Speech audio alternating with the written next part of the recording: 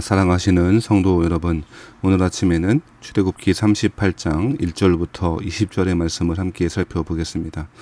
그간의 성막과 성막 안에 두는 기구들을 만들었다면 이제는 성막의 뜰과 그 뜰에 두는 번제단, 물두멍을 만드는 것을 하나님의 명령대로 만들고 있는 모습을 오늘 본문에서 이야기하고 있습니다.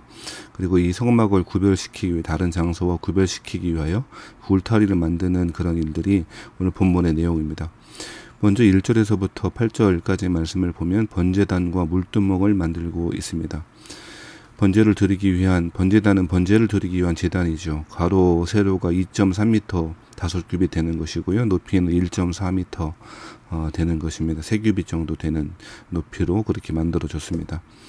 이 제단은, 이 번제단은 성막의 다른 기구들처럼 조각목, 아카시아 나무로 만들게 되었는데요. 겉을 금이 아닌 노수로 그렇게 싸게 되었습니다. 이 제단에서 또한 이 제단에서 사용하는 다른 기구들도 다 노수로 그렇게 만들었다고 말합니다.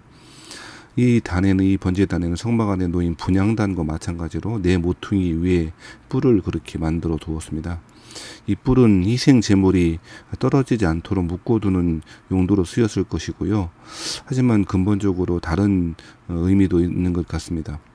성경에서는 시편 18편 2절 말씀 같은 데 보면 구원의 뿔이라고 표현하고 있습니다. 이 뿔이 구원과 하나님의 힘, 하나님의 능력을 상징하는 것이죠.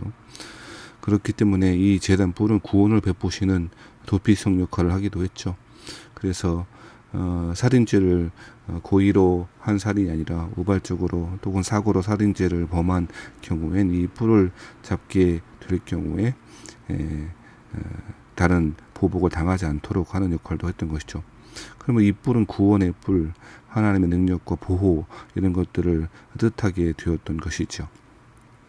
또한 8절 말씀에는 물두멍을 만들게 되는데요. 이것은 손 발을 씻기와 일종의 큰 대야 역할을 하는 것이죠.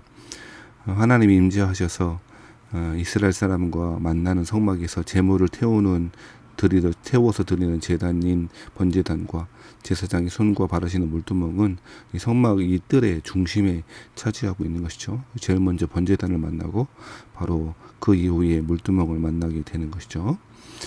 이것은 이스라엘 사람들이, 하나님의 백성들이 하나님 앞에 나아갈 때마다 죄와 죽음, 희생과 은혜에 대해서 생각해야 한다는 그런 뜻일 것입니다. 제물을 드리는 제단이 없는 성막은 있을 수가 없겠죠.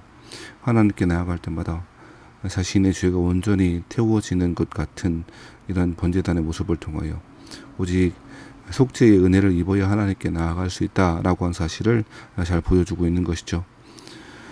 우리 십자가에서 죽으신 우리 예수님을 우리도 의지함으로써 하나님께 나아갈 수 있는 것 아니겠습니까? 우리 예수님의 희생과 놀라운 구원의 은혜를 붙들고 하나님께 나아가 하나님 임재 앞에 나아가 하나님과의 교제를 누릴 수가 있게 되는 것이죠. 뿐만 아니라 날마다 죄악 가운데 여전히 실패하고 있는 우리는 물두멍에 나아가 손과 발을 씻듯이 날마다 회개하며 하나님의 은혜를 구해야 될 줄 믿습니다. 요한일서 1장 9절 말씀에 보면 만약 우리가 우리의 죄를 자백하면 하나님은 의로우시고 미쁘셔서 우리의 모든 죄를 사해 주실 것이라고 말씀하지 않으셨습니까? 근본적으로 속죄를 이루었습니다만 여전히 온전히 성화되지 못하고 거룩하지 못한 우리는 날마다 물두멍으로 나아가 하나님의 사하심을, 하나님의 긍휼하심을 구해야 되는 것이죠. 그것이 노수로 만든 그 물두멍의 의미일 것입니다. 자, 이제 9절부터 마지막 20절에는 그 성막의 뜰을 구별하기 위하여, 다른 장소와 구별하기 위하여 성막 울타리를 만드는 일들을 보여주고 있습니다. 이 성막 울타리는 남쪽에서 북쪽까지의 길이가 45m 정도 되고요. 동쪽에서 서쪽까지의 거리가 그 반이 22.5m 정도 됩니다. 성막의 뜰을 외부와 구별하기 위해서 노수로 기둥을 쭉 만들고 은으로 갈고리와 가름대를 만들고 그 기둥의 머리는 은으로 그렇게 싸개를 만들어서 덮었죠. 그리고 그 기둥들을 세마포 포장으로 그렇게 둘러 싸게 되었던 것입니다. 이 하나님이 임재하시는 이 성막은 이스라엘 진영 안에서도 다른 것과 구별되도록 그렇게 하고 있는 것이죠. 사실 이런 기둥들과 울타리가 하나님을 보호하거나 하는 것이 아니고 오히려 함부로 하나님 앞에 나아가지 못하도록 이스라엘 사람들을 보호하는 역할도 하고 있는 것이죠. 이 성막의 구별됨을 통하여 이제는 성막의 뜰이 구별되는 장소로 하나님의 속죄의 은혜를 누리는 축복의 장소로 그렇게 구별되게 되고 있는 것이죠. 하나님과 만나는 성막의 모든 곳에서 우리는 예수님을 만날 수 있었습니다. 하나님과 언약을 맺은 이스라엘 백성들은 이 성막을 통해서 하나님의 백성으로서 은혜를 누릴 수가 있게 되는 것이죠. 우리 또한 그렇지 않습니까? 우리 예수님을 통해서 하나님 나라 백성으로서 은혜를 누리고 살아가고 있죠. 우리 예수님의 희생하심과 죽으심과 부활로 인해서 우리는 하나님과 교제를 나눌 수가 있는 것이죠.